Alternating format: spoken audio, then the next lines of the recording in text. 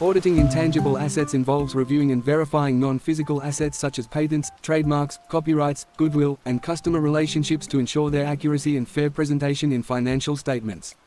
The audit process requires a deep understanding of the entity's accounting policies for recognizing, valuing, and amortizing these assets. Auditors must also consider the unique challenges associated with the valuation and impairment testing of intangible assets, which often involve complex judgments and estimates. The initial phase of the audit includes gaining a thorough understanding of the intangible assets recorded by the company. This involves reviewing contracts, legal documents, and relevant accounting policies to ensure that the recognition criteria are met under applicable accounting standards, such as IFRS or GAAP. Auditors should identify how these assets were initially acquired, whether through purchase, internal development, or business combinations, as this affects their valuation. Risk assessment is crucial when auditing intangible assets due to the high potential for misstatement. Auditors need to be aware of inherent risks, such as overvaluation or failure to recognize impairments. Internal controls related to identifying and recording intangible assets are examined to determine their effectiveness. For example, auditors assess whether the company has processes in place for monitoring changes in market conditions that could trigger impairment tests.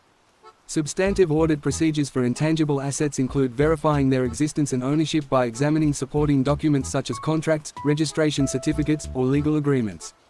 Auditors also review amortization schedules to ensure they align with the expected useful life of the assets and check for any changes in asset value that should trigger impairment testing.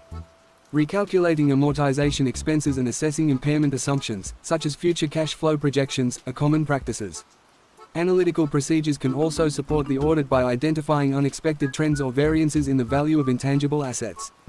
These procedures may include comparing the current year's balances to prior periods or benchmarking against industry norms. Ratios such as the return on intangible assets can help auditors assess whether recorded values are reasonable compared to company performance.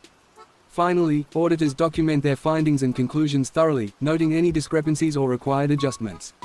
The audit report should state whether the intangible assets are fairly presented in the financial statements and highlight any issues that require management's attention.